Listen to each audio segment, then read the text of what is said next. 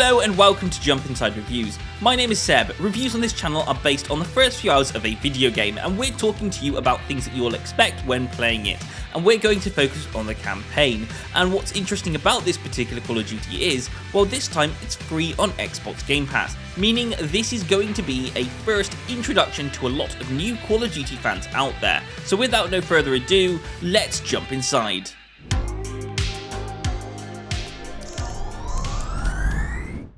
And we're going to take a look into the gameplay first, and the gameplay is as it always has been. It's a Call of Duty game. There are a lot of shooting bits and stealth bits within this game, but as far as I've played Call of Duty, the core of what the game is, which is an FPS first-person shooter, hasn't really changed that much. But then again, that's not always a bad thing. If it works, then why change it? Why would you want to change something that has worked for so long? You don't. And you know what? As well as that, it also adds things into this game that break up all the shooting bits as well. For example, there's a safe house that you can walk around in. I'm sure you did the same as me, but I walked around the house looking for any hidden secrets. I even found a note in the basement about how to get the boiler started, and I started that up, which I still don't know what it does to this moment in time. And I spent money on upgrading the safe house as well by adding in a weapons workshop, and there's even a conversation options where you can actually talk to people with inside the safe house. Just what we found in Adler's files. An assassin. On top of this, I also experienced different missions that I could play. So, for example, one of the missions was a stealth-based mission where I had to get to the top of a particular tower. Once there, I was able to take out a target that was sitting on a boat, which was really fun to do. Another mission is I was an undercover person playing as a photographer trying to get a picture of a particular person at a political event. Both of these missions ended up turning into shooting missions, but those little parts within those missions just broke it up, so I wasn't constantly shooting all the time. Put your hands up, slowly. What we'll do, we'll move on to graphics next, and I don't know about you, but aside from the gameplay, and honestly, the gameplay itself looks really nice. I mean, there were some points where I was just running down, I was looking at things explode and lots of fire, and the gameplay graphics look amazing, but the cutscenes look a bit too realistic. And there's a point when you're looking at cutscenes in this game where you're looking at a table and you see objects on the table. Yeah, that looks great. But as soon as the characters come into play and you start seeing their faces and emotions, we haven't quite hit that point yet where we can make that look real. And when they're doing the cutscenes and they're trying to make them look as realistic as possible, I don't think for me it quite sells it just yet. I don't know that we've got to that point where we can make something that's animation look real.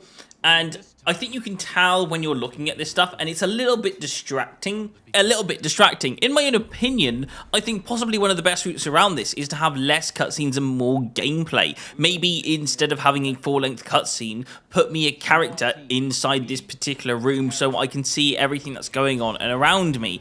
Even if I can't move and I just have to experience what's going on, at least that's more interesting than having a cutscene where the graphics just look a little bit out of place. Can't believe you kept him. Moving on from this, let's talk about the story now. And I didn't really understand it all too much. I haven't really played a Call of Duty game though since Modern Warfare 2 and before that Black Ops 2. With all due respect, sir, you weren't there. So that's a long time ago. And with making this game a free game, I don't know if personally they should have made it the Black Ops story, because it's going to be introducing this game, again, as I mentioned at the beginning of this video, to a lot of new Call of Duty players. I mean, you could have started off with new characters and build it up from out of nowhere and build it up from the ground up. Make a new storyline, make new characters. That's just my own opinion. But this is a Jump Inside review, and it is based on the first few hours of a video game, so maybe more time is required for me to understand more of this game. But one of the things that help this game out is the pace of the game. When you're not in the safe house and you're actually on mission, there is a lot of action within this game. It keeps going, it doesn't stop, and it makes you want to keep playing the game. Here.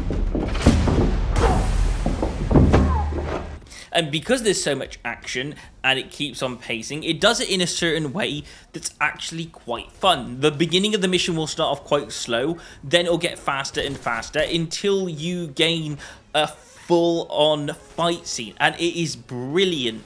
Because when you're actually in that fight scene, you just get bad guys after bad guys. It's not like they spawn out of areas randomly. They'll come through, they'll fill in certain rooms, and you'll have to fight to get through from one end to another. And it's done really nice. It's really fun being in those situations where you've got to go like, right, what's the best route around this room without dying? And you know, you might die a couple of times, but overall, it's a really good, fun story game where, you know, you have to really think on your feet. And it's lovely. It's brilliant. I actually like it. So, with the pacing of this game, I think it's an excellent game. You hear that? Got rats up there? But overall, I've got to rate this game, and I've got to include all the good bits and all the bad bits and bunch them up and give you my opinion on this. Now, overall, I think this is a great game. If you are interested to find out what a Call of Duty game is like, then I will tell you, it's really good fun. The gameplay is on point, it's excellent, it's definitely the definition of a first-person shooter, and I think a lot of people will agree with me on that. I think the two things that let me down just a bit would be the cutscenes, which are a bit too realistic. One thing that I would do to fix that would be making it so that I'm sitting inside the room experiencing the conversation instead of watching a cutscene on it. And I think that the next part that I would probably say was the story itself. As it's a free game and it's introducing new players to Call of Duty, make it a little bit more of a simpler story to follow, not so complex. I feel like this story is very complex. Maybe dial it down for new players that are only just getting introduced to this game. Overall, I'm going to give this game a 9 out of 10. I feel like there are very, and I say very minor parts that I think could be improved that I've just mentioned just there. And I don't think they're big at all. That's why I'm only going to drop it down a single point. Is that too high? Is that too low? Tell me in the comments down below what you would rate this game. But for me, a clear 9 out of 10. If you're interested or you want to play Call of Duty or you just want to have a fun time playing a new game that's for free, if you're playing it on Xbox, then honestly, I think this is a great game just to, you know, discover more about Call of Duty, to play the game, actually enjoy Call of Duty, and just experience it itself. So overall, 9 out of 10. Absolutely love it. Anyway, if you enjoyed this video, then please don't forget to like and subscribe, and I will see you guys on another Jump Inside video. Thanks for watching, and I'll see you again soon. Bye.